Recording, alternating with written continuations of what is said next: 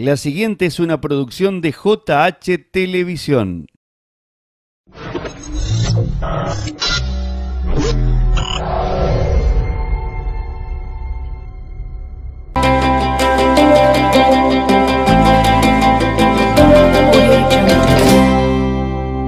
Desde el comienzo del ciclo productivo y durante todo su desarrollo, Agronomía Las Rosas acompaña a los productores agropecuarios, marcas líderes en agroquímicos, semillas y fertilizantes, asesoramiento técnico y estratégico. Agronomía Las Rosas, eficiencia para el productor.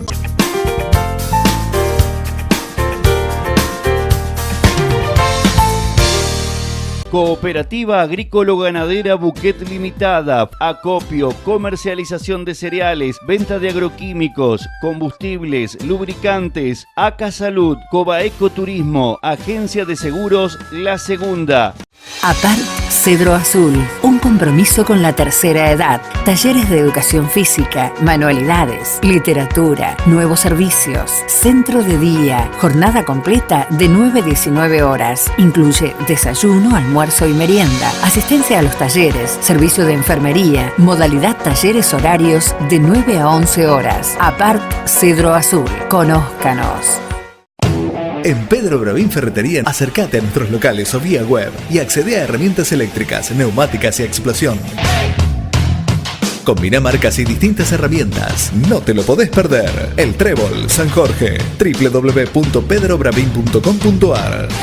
Con más de 19 años de experiencia en la utilización del método TOG y más de 7.000 pacientes atendidos, la terapéutica surge como alternativa al tratamiento de patologías articulares, como artrosis, artritis, lupus, psoriasis y aquellas que implican un proceso inflamatorio crónico. Con aprobación de ANMAT, contamos con más de 140 centros en todo el país y TOG San Jorge es uno de ellos. Estudios en la Universidad Médica de La Plata y en la Universidad de Cuyo avalan la efectividad de la metodología, terapia organizativa biomolecular, sin medicación, sin invasión, sin efectos secundarios. Para turnos, comunicarse al teléfono 03406 51 97 97. Prodas, alta performance para el agro. Comercializamos toda la línea de semillas y agroquímicos. Representante de Dow AgroSciences. El mejor asesoramiento. Esperamos su visita en nuestro local comercial. Prodas, Avenida Dickinson 1449, Las Rosas.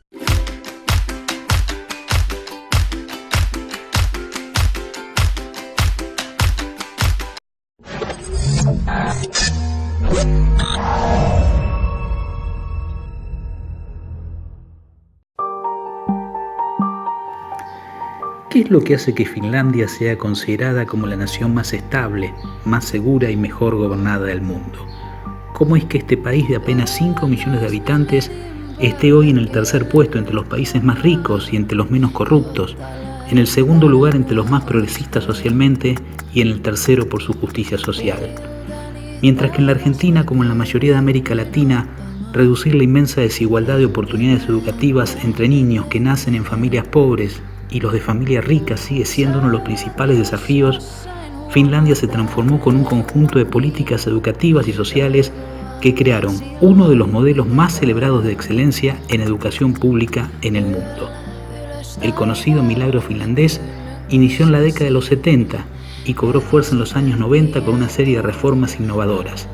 Así, Finlandia pasó en un lapso de 30 años de ser un país donde apenas 1 de cada 10 habitantes terminaba el secundario a ser una incubadora de talentos que encabeza rankings mundiales de desempeño estudiantil y apalancó el nacimiento de una economía sofisticada y altamente industrializada. Nuestra protagonista del día de hoy es una docente, María Clara del Toro, quien estuvo en el país nórdico estudiando su sistema educativo y nos habla de sus características y fortalezas. Hoy en las 4 estaciones, la escuela en Finlandia. ¿En qué contexto se produce ese viaje a Finlandia?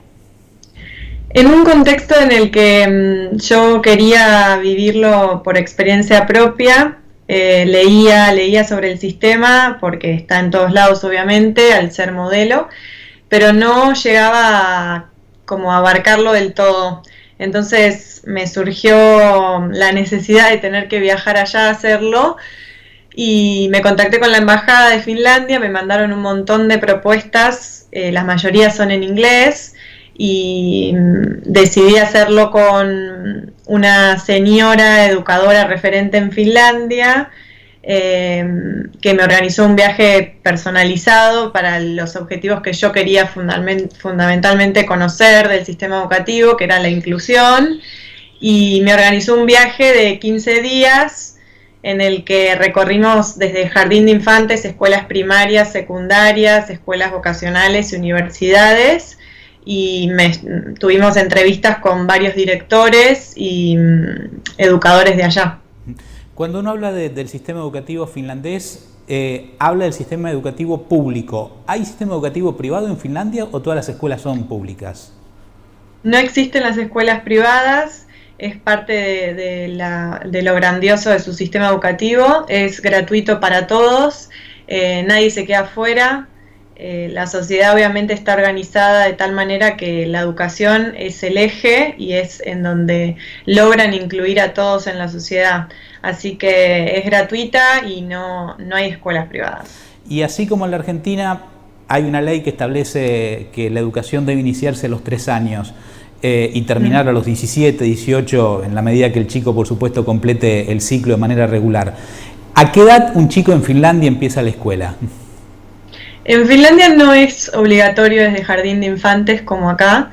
La mayoría empieza en primer grado, pero cada vez se está dando más que los chicos empiezan antes, sobre todo por el trabajo de los padres. Sin embargo, los chicos que empiezan desde primer grado están en la misma altura del que vino desde jardín, porque la educación en casa también es muy buena en Finlandia y están constantemente estimulados en el aprendizaje. Pero sí, digamos que la mayoría empieza desde primer grado y de hecho es obligatoria desde primer grado.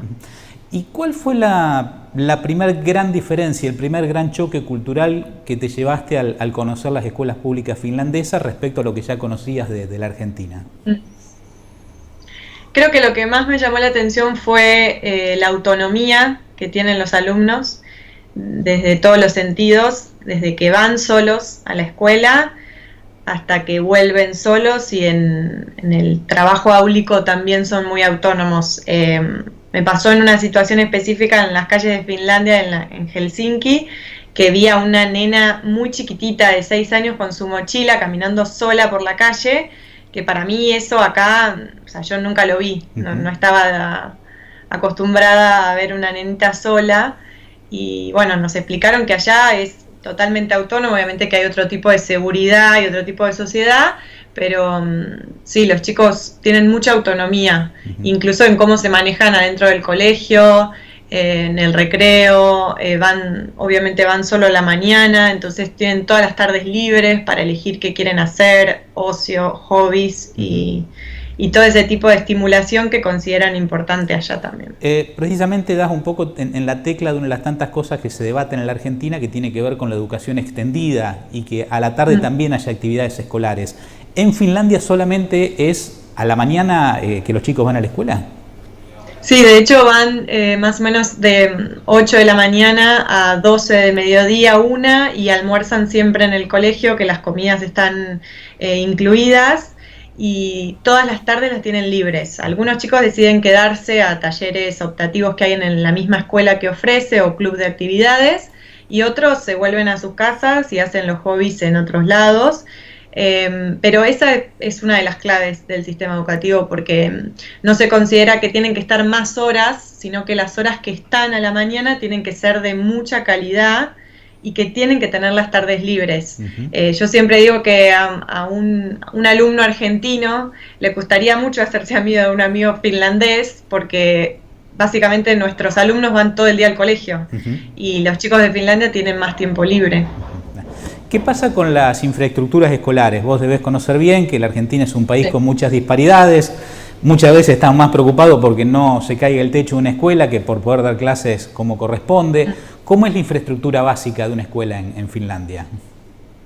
Mira, visité muchas escuelas primarias y la mayoría sostiene la misma línea, todo en perfectas condiciones, en lo edilicio, digamos, pero lo que más me llamó la atención fue que Incluso los directores nos han mostrado los planos cuando se plantean construir un aula, cómo organizarla para que desde el vamos ya esté condicionada para el sistema educativo que ellos sostienen.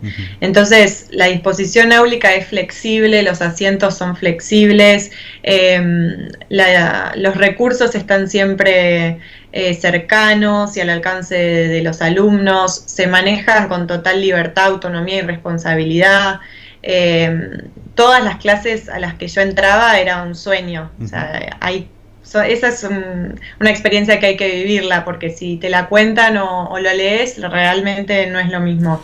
Pero todas las clases eran, la verdad, sorprendentes en lo edilicio, sí. ¿Y son clases como uno conoce aquí, con ese modelo del profesor delante del pizarrón, o también está estructurada de otra manera la clase entre el profesor y los alumnos? Claro, no, todo lo contrario a como está pensado acá en Argentina. Los asientos son súper flexibles, hay aulas a las que he visto con asientos de pelotas gigantes, otras con mesas movibles con rueditas, hay mesas individuales, mesas grupales, mesas que se pueden unir, separar, y muy pocas veces he visto la imagen docente adelante y alumnos todos sentados en fila, enfocados en el pizarrón.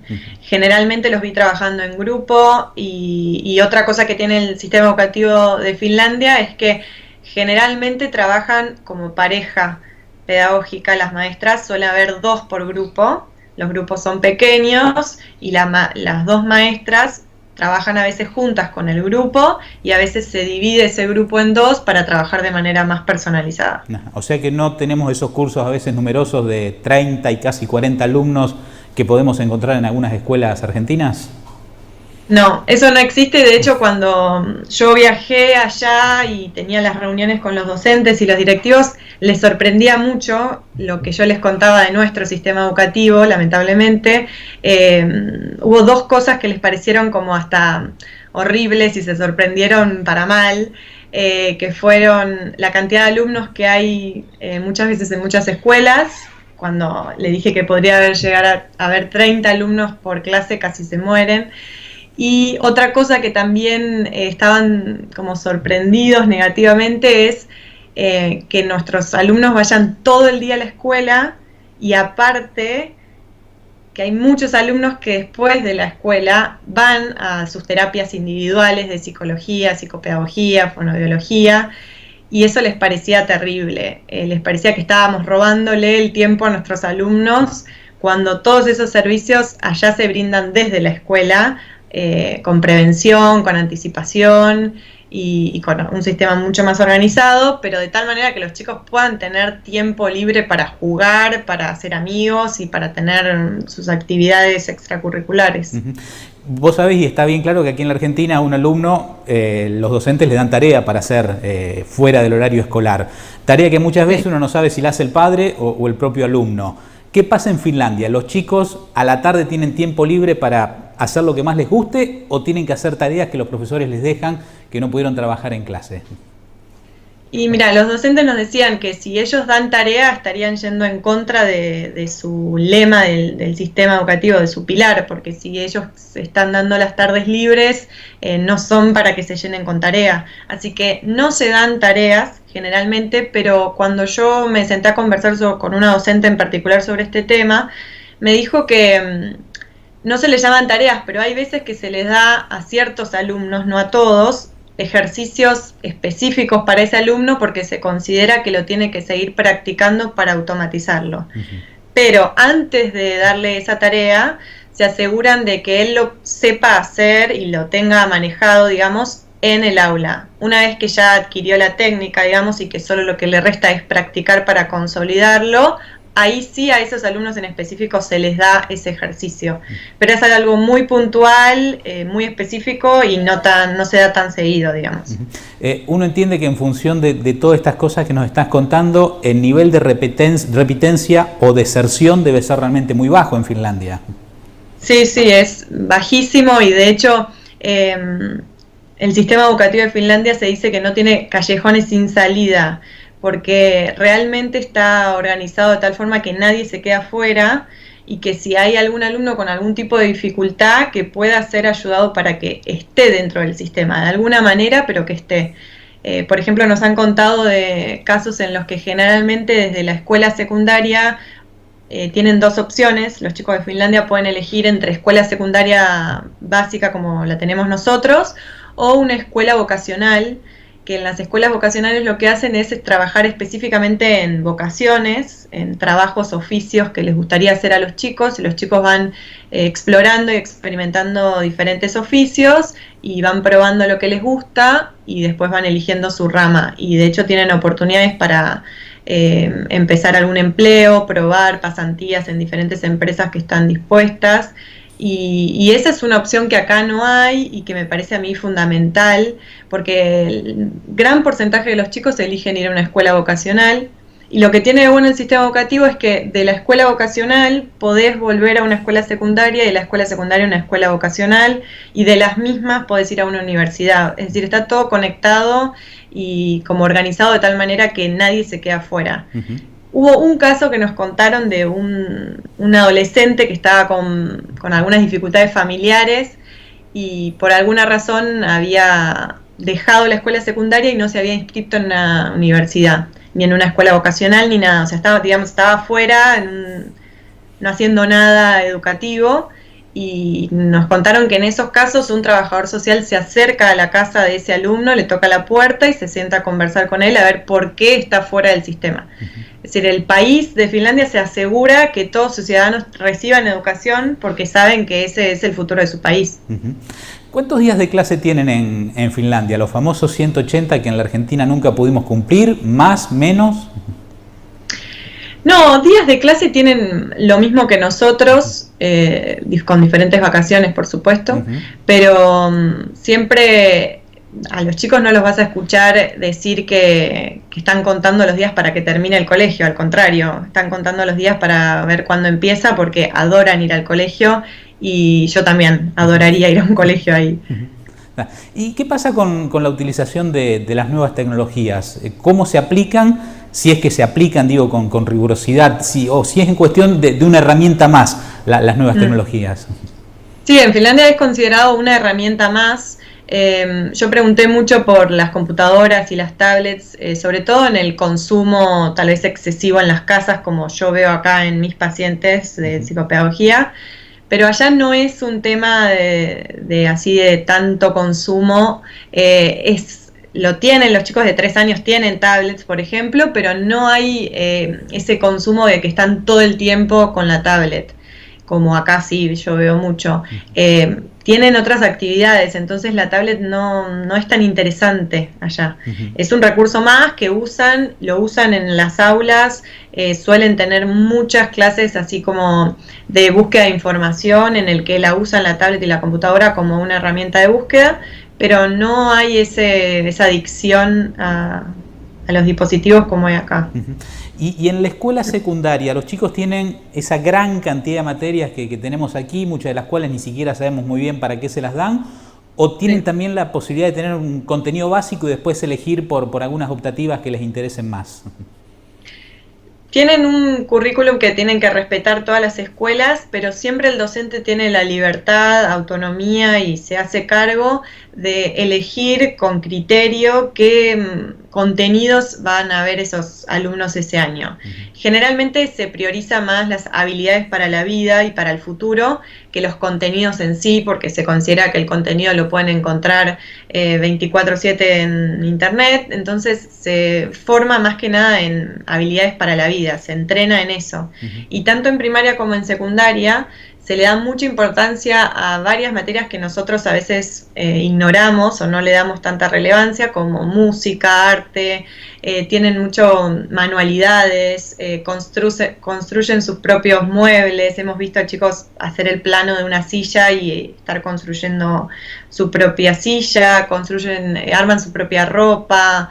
Se le da mucha importancia a las áreas artísticas, y también se le da mucha importancia al movimiento. Educación física es fundamental, y hace muy pocos años, 1 o 2 años, se lanzó un proyecto que se llama Proyecto MOVE para que haya más movimiento en las aulas, tanto en primaria como en secundaria. Es decir, que haya más horas de educación física, pero también más horas de movimiento en todas las materias. Que lengua y matemática no tengan que ser 40 minutos de clase sentado en el banco mirando el pizarrón, sino que haya entre medio actividades o pausas activas, como lo llaman ellos, para mover el cuerpo durante el aprendizaje, y se considera que eso trae beneficios positivos. Hay un montón de estudios que lo confirman, que a aprender se aprende moviéndose y conectando el cuerpo con el aprendizaje. Después de esta experiencia que estuviste en Finlandia, volvés a la Argentina y te querés matar cuando entras a la primera aula. En realidad, mira, yo me quise matar cuando tuve que hablar de nuestro sistema allá, ahí me quise matar, pero cuando volví, yo volví muy inspirada porque tenía ganas de compartir todo lo que había visto y de enviar un mensaje que quizás es muy difícil tratar de copiar ese sistema porque no tenemos la misma sociedad ni las mismas políticas, eso sí es lo difícil, pero encuentro que lo que los docentes están haciendo en el aula lo pueden hacer nuestros docentes acá en Argentina. Y eso es lo que yo siempre intento transmitir en charlas o conferencias sobre este tema. Que cuando yo le preguntaba a los docentes, bueno, pero ¿qué hacen para tener los mejores resultados en educación? ¿Qué están haciendo en el aula? ¿Qué puedo hacer yo en mi aula? Y ellos nos decían, es tan simple como tratar a cada uno de tus alumnos con un trato humano y darle la atención personalizada que se merece en la educación. Y las estrategias que yo he visto que usan los docentes son fáciles, básicas y muy simples de llevar a cabo, que nuestros docentes las pueden hacer tranquilamente. Entonces a mí eso un poco de esperanza me da. Nuestros docentes pueden hacer un pequeño cambio en la educación de nuestros alumnos día a día con pequeñas estrategias como las que usan allá. ¿Los alumnos en algún momento del desarrollo escolar tienen una evaluación de contenidos como existen aquí en la Argentina, que de hecho han sido muy polémicas porque muchos se han opuesto a estas pruebas, las Aprender o como se llaman aquí en la Argentina? ¿Allí en Finlandia existe esto? No existen metas universales o evaluaciones así en las que tienen que ser evaluados. De hecho, no existen los inspectores, se abolieron hace unos años. Sí tienen evaluaciones como de contenido. En el currículum dice que son obligatorias poner nota numérica a partir de octavo, que acá sería segundo año de secundaria. Sí. Pero no se toma la evaluación como fundamental, se evalúa mucho más con la observación, con la resolución en las actividades del aula.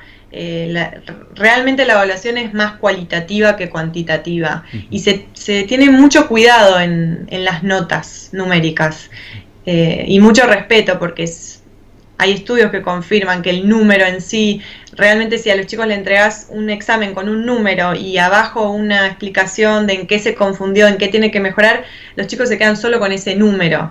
Entonces no cumple su objetivo esa evaluación. Hay mucha evaluación cualitativa más que cuantitativa y también mucho aprendizaje entre alumnos, o sea, que se autoevalúen a sí mismos y también que haya feedback entre los alumnos entre sí.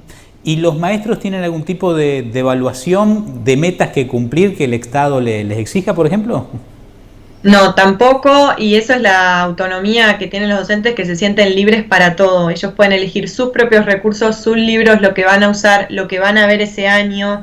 Es autonomía que está basada en una confianza plena en los docentes, porque los docentes tienen una formación buenísima de 4 años más 1 año de máster en el que se realizan ese trabajo de máster que tiene que ser de alguna manera que aporte a la comunidad de docentes, y ser docente en Finlandia es uno de los trabajos más valorados y es muy difícil, aun cuando te hayas recibido y hayas logrado como un buen currículum como docente, es muy difícil entrar a trabajar en las escuelas.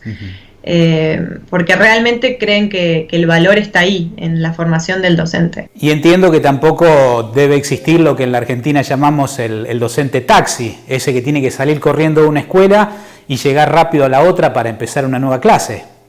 No, y tienen todo un sistema organizado realmente en que los docentes se desenvuelven, es decir, sienten esa confianza en ellos, entonces se desenvuelven de manera autónoma y con mucha responsabilidad. No existe eso de ir a una escuela para otra, ellos están en una escuela y tienen considerados en su labor y en sus horas pagas las horas libres que necesitan para corregir, planificar.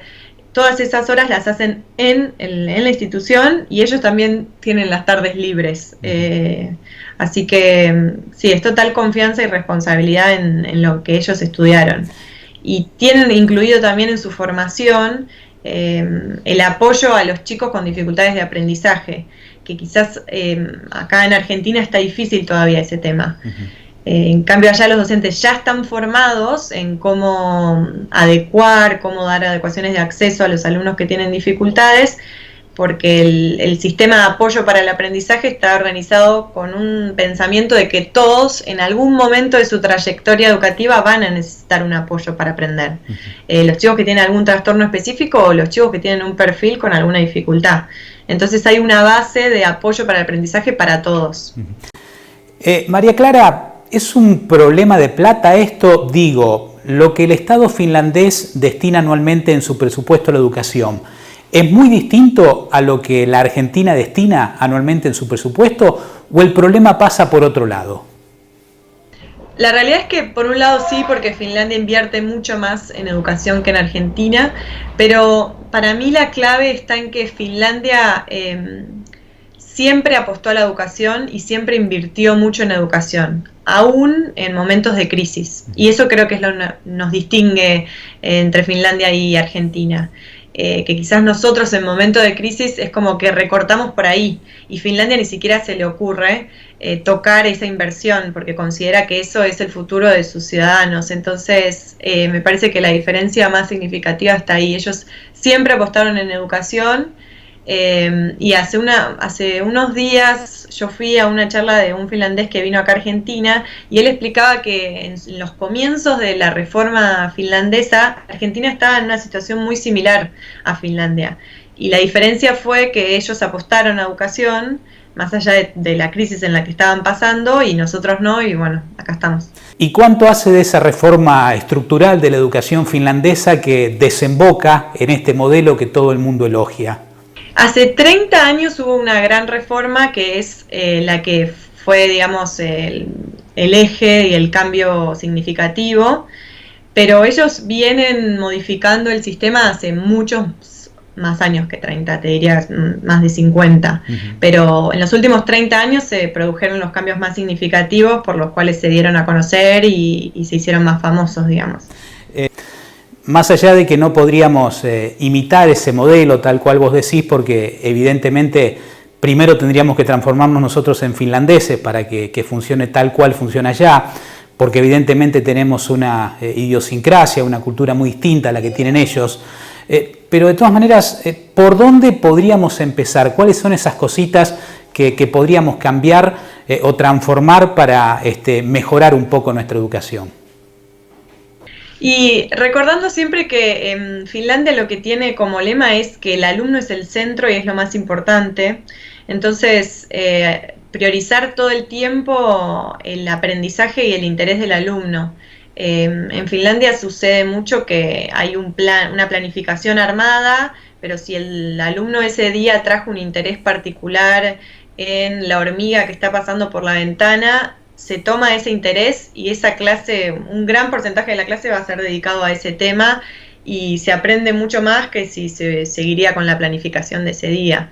Entonces, el alumno como centro, confianza en los maestros, formación de los maestros y no olvidar que el tiempo de juego y de ocio y de movimiento es fundamental para el aprendizaje. Acá en Argentina estamos metiendo contenidos, tratando de meter contenidos en la cabeza de los chicos que los intentan sostener con memorización y después todo eso se diluye muy rápido. Entonces, para mí hay que invertir a largo plazo y optar y apostar por la experiencia, el juego, el aprendizaje por reflexión, el aprendizaje por trabajo en equipo, que el aprendizaje sea en habilidades y en entrenamiento para la vida y no tanto en adquisición de contenidos. ¿La universidad en Finlandia es pública o es privada? La universidad, hay universidades públicas y hay universidades privadas. Sería del sistema educativo lo único que hay privado, pero sin embargo las universidades públicas son mejores que las privadas y es un ámbito bastante diferente a las escuelas en Finlandia, porque hay universidades muy exigentes en las cuales son difíciles ingresar, y yo he visitado también a una escuela secundaria que te prepara para la universidad de alto nivel de exigencia, donde ahí los alumnos realmente viven altos niveles de estrés y de frustración, porque bueno, esta señora que a mí me organizó el viaje nos dijo que nos quería mostrar todos los lados de Finlandia, que no todo es como las escuelas primarias o las escuelas de vocación en el que es todo color de rosas, digamos.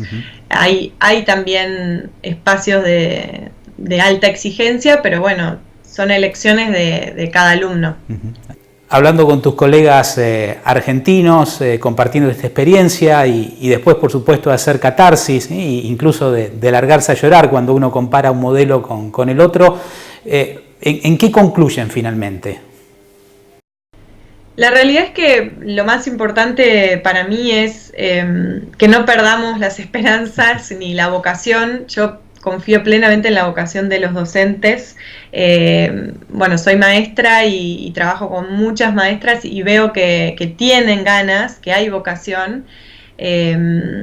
Entonces hay que apostar por ahí y ir, para mí, trabajar en equipo. A mí me gusta mucho juntarme hacer grupos de docentes y acompañarnos y contarnos las estrategias que estamos llevando a cabo. Para mí ese es el camino, apostar por los docentes y que los docentes apuesten entre sí también.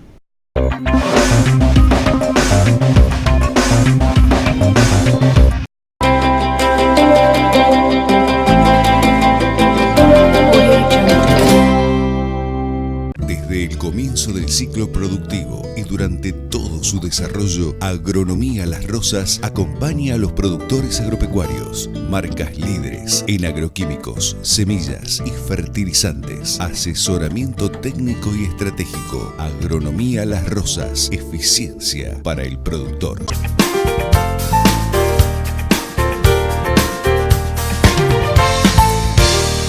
Cooperativa Agrícola-Ganadera Buquet Limitada, acopio, comercialización de cereales, venta de agroquímicos, combustibles, lubricantes, ACA Salud, Cobaeco Turismo, Agencia de Seguros La Segunda.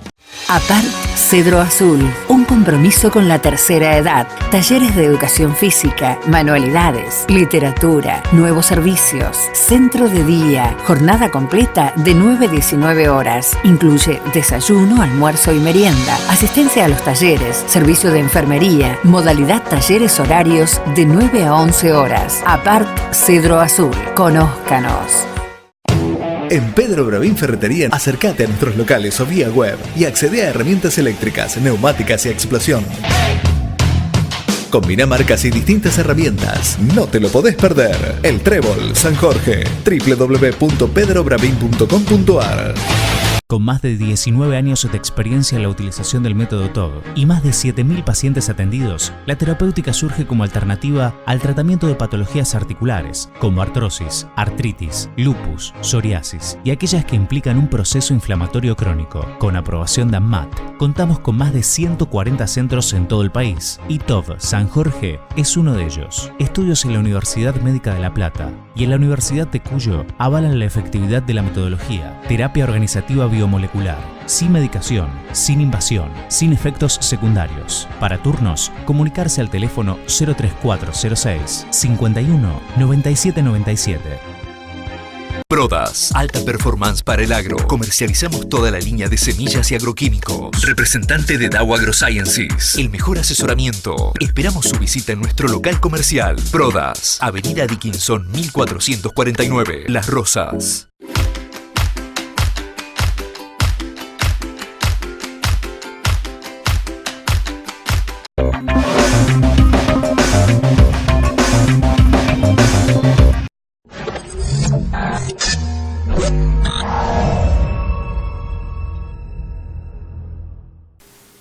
¿Estamos cerca de terminar con la epidemia de SIDA en el mundo?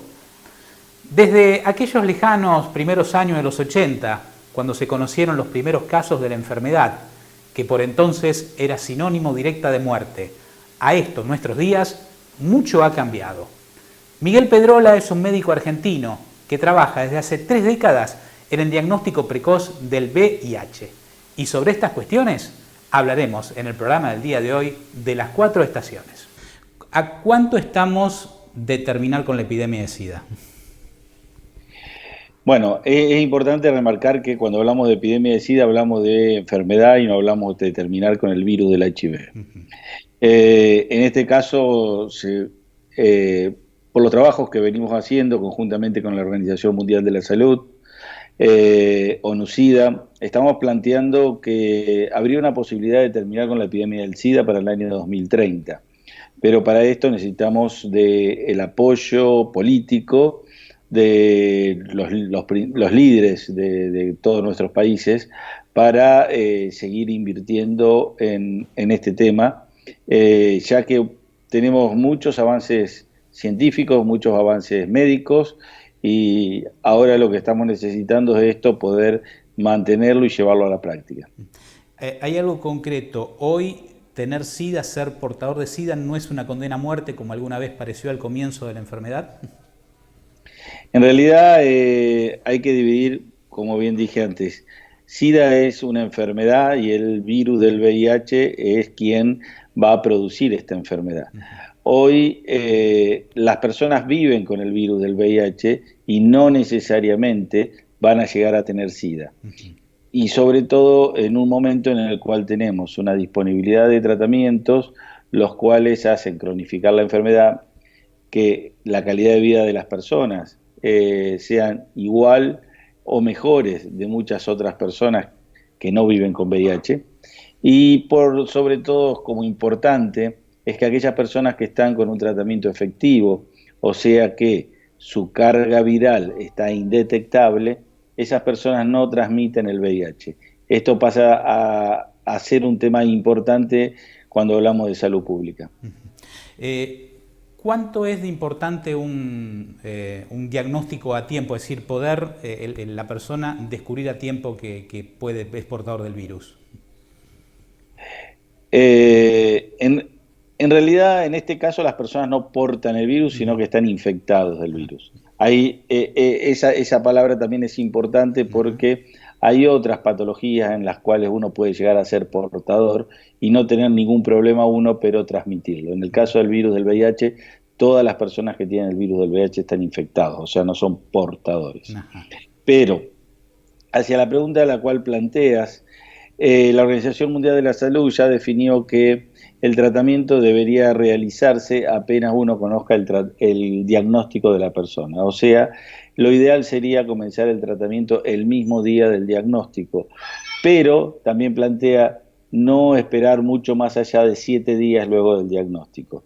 Esto tiene que ver con que cuanto más rápido podamos bajar la cantidad de virus en sangre, o sea, que le llamamos carga viral, vamos a disminuir o a hacer real que esa persona no transmita el VIH a otras. Y eso es, como yo te decía anteriormente, un tema de salud pública. Si lo vemos desde lo personal, en cada uno, en lo singular, las personas que tienen una cantidad alta de virus en sangre, por lo tanto no están en tratamiento, esas personas están como en una inflamación constante. Y esto repercute fuerte sobre órganos que son muy sensibles a la inflamación, como es el cerebro, el riñón, el corazón y el hígado. Hay un test que tiene resultados muy rápidos, ¿verdad? Creo que menos de 1 hora, ¿puede ser? Hoy tenemos la posibilidad de hacer un diagnóstico de VIH a través de test rápidos. Estos test rápidos utilizan normalmente una gotita de sangre de un dedo, no se necesita estar en ayunas, y el resultado lo vamos a tener en tan solo 15 minutos. ¿Y en qué cambió? ¿Por qué ahora está esta posibilidad de hacer este test que antes no existía? ¿Qué es lo que se ha avanzado para lograrlo? En realidad el test existe desde el año 1999. Hicimos la primera campaña de esto, de un test rápido en la ciudad de Rosario, en el año 1999, en el marco del Congreso Argentino de SIDA. En el año 2012, también en Rosario, hemos logrado, para poder mostrar esto y darle mayor difusión, llegar a un récord Guinness en el cual se pudo testear a 3.733 personas en 10 lugares diferentes de Rosario en tan solo 8 horas. Desde ya que esto, como hay muchos otros test rápidos para otras patologías, es cómo la ciencia va avanzando y va facilitando el acceso a diferentes diagnósticos. En el caso del VIH es exactamente eso. Lo que estamos buscando es tratar de disminuir los costos, sacar costos importantes del laboratorio, porque queremos llegar a más gente a darle la oportunidad de que se puedan testear hacia el VIH, pero también existen test rápidos para sífilis, test rápidos para hepatitis C, en lo que tiene que ver con otras infecciones de transmisión sexual. Al principio de la charla usted decía que se necesita, por supuesto, el compromiso de las autoridades políticas de cada país.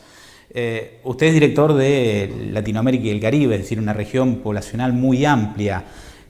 ¿Cómo estamos en la Argentina en relación al resto de la región de Latinoamérica y el Caribe en ese sentido, en ese compromiso de las autoridades políticas? Argentina es heterogénea y Latinoamérica y el Caribe es tan heterogéneo como Argentina. Podemos plantear problemas, y aparte con problemáticas diferentes. Por ejemplo, Haití tiene una epidemia generalizada, mientras que el resto de Latinoamérica, y mientras que Latinoamérica, porque hay también heterogeneidad en el Caribe, tiene una epidemia a la cual le llamamos concentradas, o sea, hay poblaciones dentro de la población general que tienen más prevalencia de VIH que otras. La explicación de esto es, la población general, por ejemplo, en Argentina, tiene una prevalencia de VIH del 0.4%, esto quiere decir que 4 cada 1000 personas viven con VIH, pero si nosotros nos vamos hacia las personas transgénero, hablamos del 34%, hablamos de 340 de cada 1000, o si, por ejemplo, hombres que tienen sexo con otros hombres, hablamos de casi el 11%, 110 de cada 1000, recordando que en población general es solo 4 de cada 1000. Esto hace de que las políticas a implementar a nivel de salud pública sean diferentes según el lugar que estén, según las culturas. Hay un fuerte movimiento religioso en el cual se oponen a la educación sexual y también al preservativo. Sobre todo ahora hay un fuerte movimiento en Brasil, lo cual esto también lleva o va en contra de las acciones. En el caso de Argentina, tenemos un grave problema porque tenemos casi un 40% de las personas que llegan al diagnóstico. 4 de cada 10 llega tarde al diagnóstico. Esto quiere decir que hace mucho tiempo que vive con el VIH, que llega con las defensas bajas o con ya alguna enfermedad marcadora de SIDA.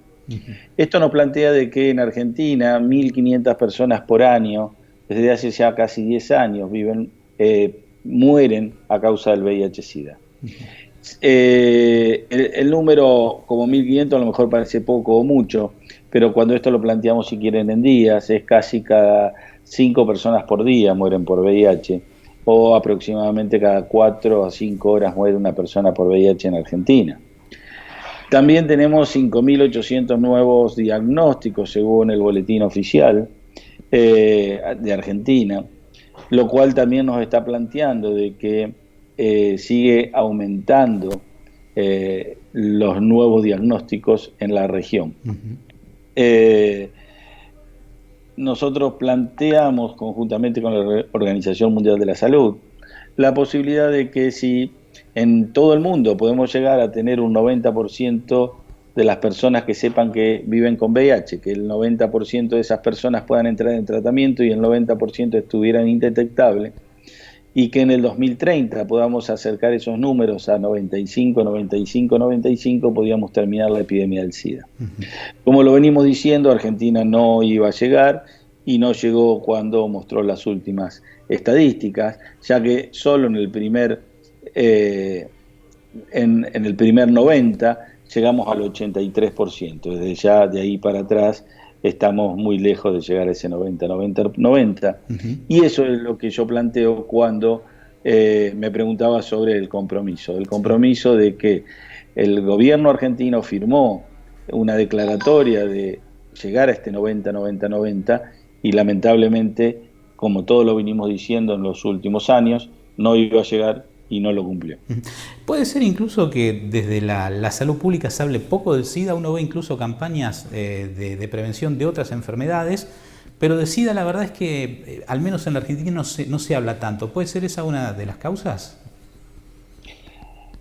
Yo creo que la epidemia del VIH-Sida perdió un poco de lugar en la agenda y lamentablemente no vemos ningún tipo de campañas de prevención. Ha disminuido en forma importante el presupuesto del Programa Nacional de SIDA, y no solo eso, solamente el 3% del presupuesto se está utilizando para prevención, mientras que el 90% se está utilizando para la compra de tratamientos. Esto hace de que, lamentablemente, lo que veamos a futuro es que cada vez más gente va a necesitar tratamientos porque no estamos haciendo ningún tipo de prevención para que la gente no se infecte de VIH. Esto pasa tanto a nivel nacional como a nivel provincial y lamentablemente, por ejemplo, en la provincia de Santa Fe, durante los últimos años ya no hubo ni programa de VIH-Sida. Ese es el poco interés que por lo menos demostró el anterior gobierno de la provincia en la temática de VIH-Sida. El sector más vulnerable a esta falta de información y a conductas más riesgosas, ¿hay algún grupo etario particular o involucra desde los jóvenes hasta los adultos? Primero tenemos que tener en cuenta que estamos hablando de una infección de transmisión sexual. Cualquier persona que tenga relaciones sexuales sin preservativos con alguien que no conoce su serología está en riesgo de infectarse. A partir de ahí sí vamos viendo dos grupos importantes o dos grupos etarios importantes, que uno son los jóvenes, sobre todo jóvenes hombres que tienen sexo con otros hombres. Esto están entre los 15 y 25 años y ahí vemos un pico importante de nuevos diagnósticos de VIH. También por otro lado vemos en aquellos adultos mayores por encima de los 55 años que están teniendo un aumento en ese grupo etario, un aumento más importante que en los otros grupos de infección por VIH-Sida. Contaba hace un ratito esto de que Haití es probablemente el país donde mayor problemas hayan en torno al término epidemia, porque en el resto de Latinoamérica está muy focalizado. ¿Qué pasa, por ejemplo, en lo que se consideran los países del norte, llámese Europa, llámese Estados Unidos? ¿Hay mucha diferencia en las cifras que manejan con Latinoamérica? En realidad Estados Unidos tiene, por un lado, un buen diagnóstico de pacientes, pero una mala adherencia de los pacientes, con lo cual tampoco está muy bien que digamos, porque el objetivo es que los pacientes estén indetectables para disminuir las nuevas infecciones y no que solamente desconozcan su infección.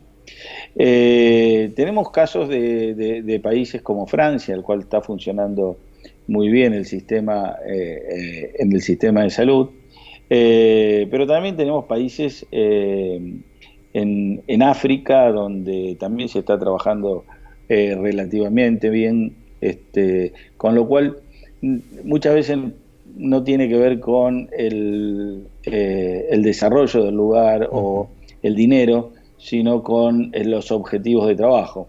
Podemos plantear un lugar donde se está trabajando muy mal, es Rusia, una de las potencias mundiales, pero en Rusia está prohibido y está penada la homosexualidad.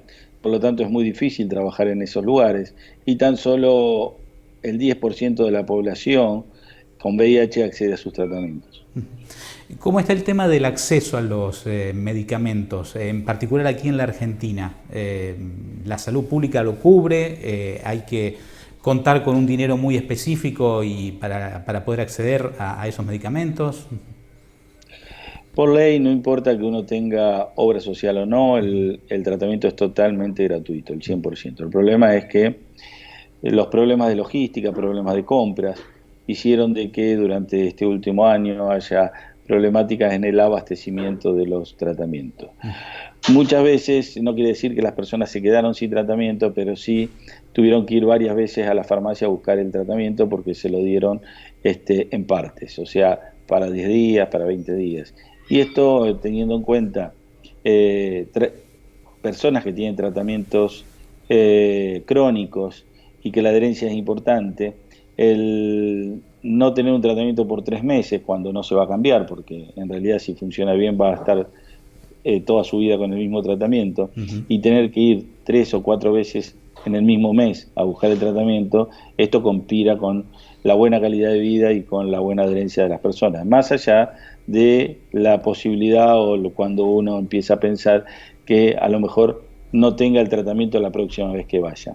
Esto hizo de que toda la sociedad civil se movilizó y porque ya, por lo que vimos, también pasó aquí en Santa Fe, en estos momentos en la ciudad de Venado Tuerto, donde se empezó a parcializar la entrega de tratamientos y tratamos de, hacernos oír y ver de qué manera podemos recuperar algo que creíamos que no tenía que volver a pasar en Argentina, porque tengamos en cuenta que, como decía anteriormente, son tratamientos crónicos, tratamientos a largo plazo, y por lo tanto es mucho más fácil para el que trabaja en gestión determinar las cantidades en el tiempo y las compras con bastante tiempo de anticipación. ¿Pensar en una vacuna es una utopía muy lejana todavía? No tan lejana como antes. Hoy en Argentina hay un protocolo de investigación con una vacuna que se llama vacuna Mosaico. Uno en la provincia de Santa Fe, en la ciudad de Rosario, hay uno de los centros, el cual está trabajando en este protocolo conjuntamente con otros 3 centros de Buenos Aires, y estamos esperando a ver cuáles son los resultados, pero los vamos a tener recién para el año 2023. La última consulta, y agradeciéndole este rato de conversación, ¿su interés en particular por la enfermedad fue a partir de algo fortuito o de alguna manera en su carrera médica estaba destinado a terminar a hacer lo que está haciendo? No, en realidad, como todos los que hace muchos años, yo hace 25 años que trabajo en el tema de VIH-Sida, comenzamos con la epidemia, entonces trabajábamos en los hospitales públicos, veíamos pacientes, mi especialidad es la clínica médica, y empezamos a ver pacientes con VIH, algunos tuvieron más afinidad que otros con los pacientes, con la problemática, y es por eso que somos los primeros especialistas en VIH, pero en realidad en ese momento ni existía ningún tipo de especialidad.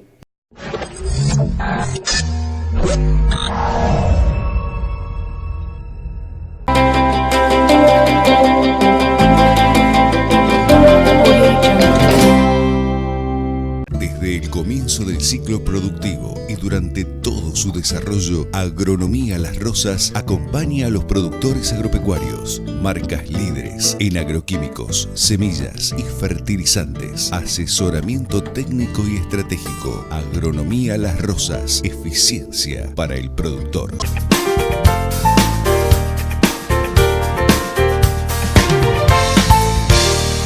Cooperativa Agrícola-Ganadera Buquet Limitada, acopio, comercialización de cereales, venta de agroquímicos, combustibles, lubricantes, ACA Salud, Cobaeco Turismo, Agencia de Seguros La Segunda.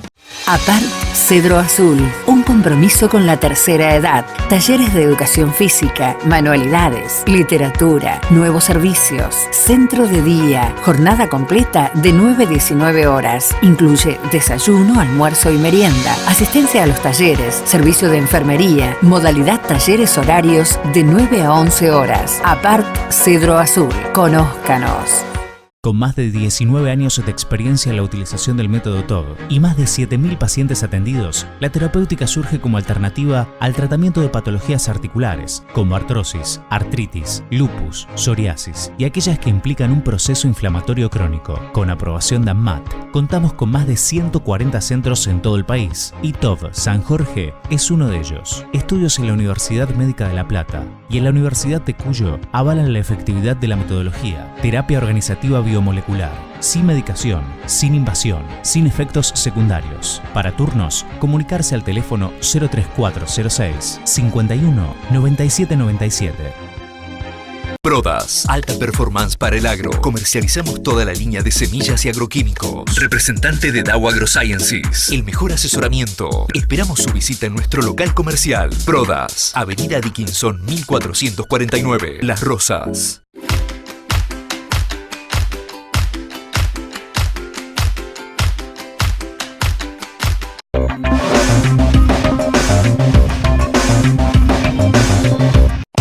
En Pedro Bravín Ferretería, acércate a nuestros locales o vía web y accede a herramientas eléctricas, neumáticas y explosión. Combina marcas y distintas herramientas. No te lo podés perder. El Trébol San Jorge. www.pedrobravin.com.ar. Esta fue una producción de JH Televisión.